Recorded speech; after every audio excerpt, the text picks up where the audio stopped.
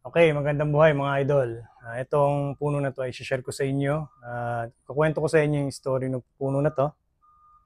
Bali ito ay hibiscus na class A. Ito ay hindi Batman. So meron kasing dalawang class A na hibiscus dito sa Pilipinas. Yung isa, yung tinatawag na Batman, yun yung may kuntel na kabilaan. Meron siya. At ito naman is wala. Pa-heart lang din siya. Tapos parehas lang din naman sila ng ramification at parehas lang din sila ng mag-twigs at kulay ng dahon. At itong puno na to ay tinanim ko ng year 2020. So, sa madalit salita, ito ay 5 taon na buhat nun. So, maraming nangyari sa puno na to na ginawa na pagsisetback bago natin na-achieve yung ganyang branches at saka yung ramification ng kanyang twigs. Although hindi ganun kadali gumawa talaga ng hibiscus, pero kung pag-aaralan natin ng pag-aaralan, makabubuo talaga tayo. So yung ramification kasi, madali lang yan eh. Magtitrim ka lang ng magtitrim, kakapal yung twigs natin.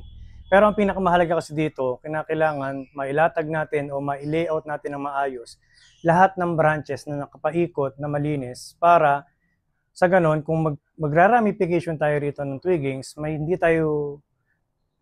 magiging pangit yung magiging layout ng ating branches. So for example, nakita nyo to, itong pads na to, ayan yan. Ito yung nauna. So kasi hindi siya isang katawan dahil ito ay rock grown.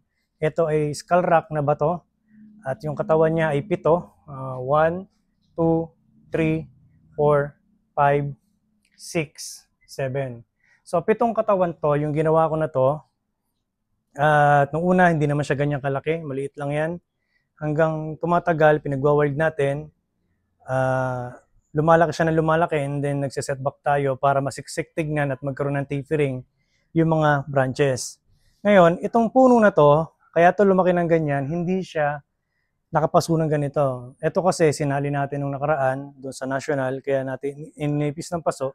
Pero nung nakaraan kasi, bago siya naging manifest, malaki yung paso nito. So yung kung mapapansin nyo, yung mga paso ko dito, yung batya na yung pang isda. So yun yung extension, yun yung mismong ano niya, training pot niya. And then, bukod sa naka-training pot siya, meron tong paso, ay meron tong extension, yung mismong stand niya na hollow block, lumusot yung mga ugat doon. Tapos, ang ginawa ko ngayon dyan ay pinawild hanggang ma-achieve natin yung ganitong estado ng bonsai. Pagkatapos niyan, nung unang wild niya mismo doon sa extension, kung makuha na natin yung first, second generation na branches, nag-setback tayo doon. Pagka-setback, pinutol natin yung ugat sa ilalim, then ripat uli. So, naripat natin para ma-arrange natin ng maayos yung mga ugat. Kasi, kung ang gagawin natin is nasa primary, secondary tayo, ang mangyayari sa kanya, hindi tayo magbabawas ng ugat, pupunta na tayo ng tertiary. So, pagdating natin ng tertiary, magiging problema natin doon, pabuo na yung puno natin, hindi pa tayo nakasetback ng ugat. Ang mangyayari ngayon doon, kung kailan buo na siya, doon pa lang tayo magpuputol, it's either mag-dieback ang branches, twigs, or baka hindi natin masasabi, baka minsan may mamatay na katawan, di ba? So, ganun yung nangyayaring problema pagka hindi natin alam yung sistema doon sa pag-timing ng setback. So, doon, ulitin ko, ang timing ng setback para sa akin, kasi ang kinakailangan natin ma-achieve is primary, secondary, 1, 2, 3.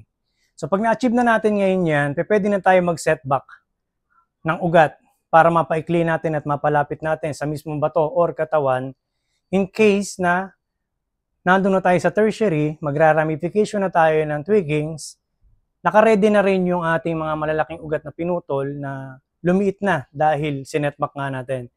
So mga idol, take note hindi lang sa root overrock ko ginagawa yan. Sa lahat ng puno na except lang ang bantige. So, sa mga local trees, ganun ang ginagawa ko. Papamassive tayo ng primary, secondary. Then pag na-achieve na natin yung massive at proportion na dun mismo sa trunk, ang ginagawa ko ngayon dyan, pinuputol ko na din yung ugat para mag-tapered, same ng branches. Para kung sakali, magpapaso na tayo ng yung pinaka final pot niya, hindi na mahihirapan yung puno natin kung sakali dumating tayo sa tertiary. So, yun ngayon yung naging sistema ng puno na to at lahat naman ng puno ko ganun talaga. So, hindi ako nagse-setback ng tertiary. At least primary, secondary, 1, 2, 3, doon ako nagse-setback para safe tayo dahil mag-setback tayo dito, putol lahat ng secondary, so recover ugat natin, kaya niyang supplyan yung nasa taas dahil nasa secondary lang tayo. Hindi kagaya ng tertiary na pag nag-setback tayo at naka-tertiary na tayo, yun yung sinasabi ko, kung hindi magda-dieback ang twigs, branches, baka trunk madamay. So, yun yung iniiwasan natin para hindi mahirapan yung puno sa pagrepat at makabuo tayo ng ganitong bonsai. So, yun. Papakita ko sa inyo ang mga trabaho pa dito. So, maaari, siguro meron sa inyo nakakita na nito na sinali ko to ng national nung nakaraan lang, nung June. June to May, ang 5 days. So, ito hindi pa to buo. So, naobliga lang ako isali, gawa ng kinakailangan natin sumuporta doon sa Mother Club at gumanda ang ating show. The more marami kasing entry, mas gaganda ang ating show, di ba? So, yun yung concern natin. So, kahit bata pa yung puno, ini-entry natin yan para lang makapagsuporta tayo doon sa ating Mother Club. So, ang gagawin ngayon natin dito, hindi pa to totally buo, marami pang gagawin dyan, sinabi ko nga. So, napansin nyo itong branches na to, ito ay nakapalipit, so wawiringan natin yan. So, pag winire natin yan, aangat na ganyan yan. Ayan, ayan siya. So, yun yung problema. So, kinakailangan, hanggat di pa masyadong matigas, wawiringan natin yan. Pero ang gagawin ko kasi ngayon dito, hindi muna siya wawiringan kasi magagalaw kasi lahat ng fiber niyan pagka nilayout. Once kasi na tinwist natin or binainan natin yung mga sanga niyan, ang mangyayari sa kanya, pwedeng manghina yung puno dahil magbabawas tayo ng dahon, ng lupa, siguradong mababawasan din to ng ugat. So, yun yung gagawin natin dito na hindi muna tayo magwa-wire, i-repat lang natin siya, and then pag naka-recover na, doon pa lang tayo magre-repat, doon pa lang tayo magwa-wire nito. At least, recover na siya. So, yun. So, marami ditong trabaho na gagawin. Gaya nito, ayan. Ayan, nakaganyan yan dapat. So, tapos, yung apex naman, hindi pa to perfect. So, ayan. So, marami pang trabaho. Ayan, ito nyo. Marami pang trabaho dyan. Lalo itong likod. So, hindi pa mga finish ang mga apex niya. Hindi pa siya nakadome. Ayan, kita nyo, lumulusot yung kamay ko. Di ba? So, marami pang kulang to na kinakailangan pa natin i-develop. At mayroong mga setback pa rin to na magaganap. Nakagaya nito, haba niyan, di ba? So, magsa-setback pa tayo dyan. Yun yung mga magiging trabaho niya. Sa problema ng pagbubonsai, totohanan, wala kasing katapusan ang pag-aaral at paggagawa ng bonsai. Hanggat nabubuhay yan, dire-diretso tayong mag-aaral. At tatapusin natin itong bonsai na to. So yan, nakita nyo yung bato na to? Ilang kumpare ko na yung nagpupunta dito, sinasabi ko kunin na nila yung bato. At nandiyan lang kasi nakahambalang lang to eh. So wala na ako interest. Ang sinasabi nila, okay, babalikan ko. Yung isa naman, sinabi ko, kunin mo na yan. Sabi niya, pare, mukhang mabigat. De, naisipan ko ngayon, nung 2020, na lagyan siya ng mga bato, ng mga puno. Nakita nyo, itong puno na to, yan, kung gaano kalalaki dati. Ganito lang kalalaki yan nung nilagay dito. Pero malilikot na yan nung nakalagay dyan. Hanggang ma-develop natin ang ma-develop na ganyan, yung layout niya. Papakita ko sa inyo ng malapitan. Ito yung nasa harap na isa. Maliit lang to dati, ganyan lang kaliit. Sabi ko nga, tinan nyo ngayon, di ba? Tapos ito yung unang setback niya. Yan yung unang setback. Ito yung sumunod na setback. Ay yung mga setback niya. Ito, may setback din to dito.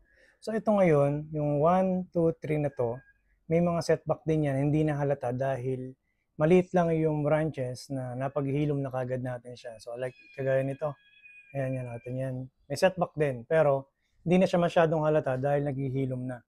So ganun din yung iba. So ito naman, ito yung isa. Yun yung una.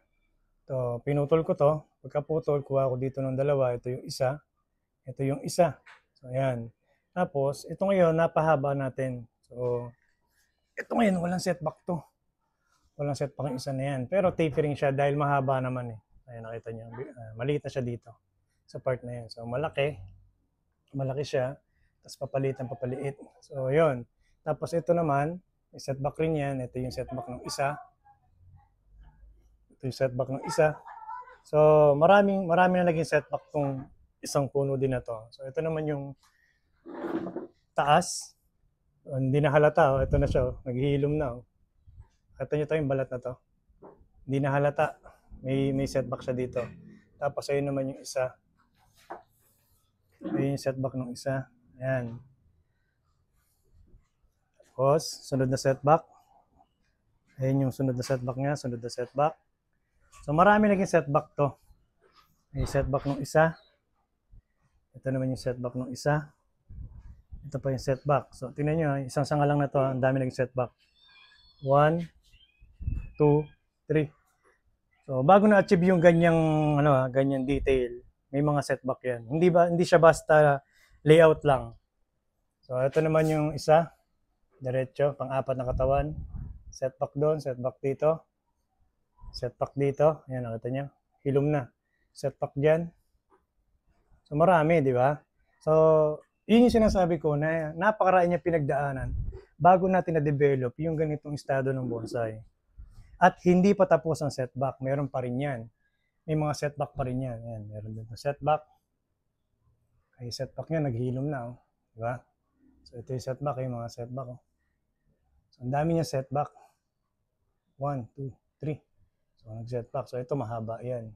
So, yan ngayon yung mga susunod na gagawin natin, na iatras natin para hindi siya magmukhang spaghetti kaya niya mula dito natin yan. Yung taba nito at saka yung taba dito, same. So sigurado yan, magsisetback yan, baka dito putol niya. Matatanggal itong parte na to at ito lang ititira natin. So para magkaroon tayo ng tapering. Pero merong ibang branches dyan, hindi na kailangan i-setback dahil tapering naman na siya. So ayun mga idol, sana nasiyahan kayo sa kwento ng isang puno na to bago siya nabuo ng ganyan. At kaya sinashare ko sa inyo para makita nyo mabuti yung mga ginagawa ko dito. At yun, shoutout nga pala doon sa mga nasa page ko na sumunod dito sa aking YouTube channel. Maraming salamat sa inyo at sa inyong mga suporta mga idol. God bless po.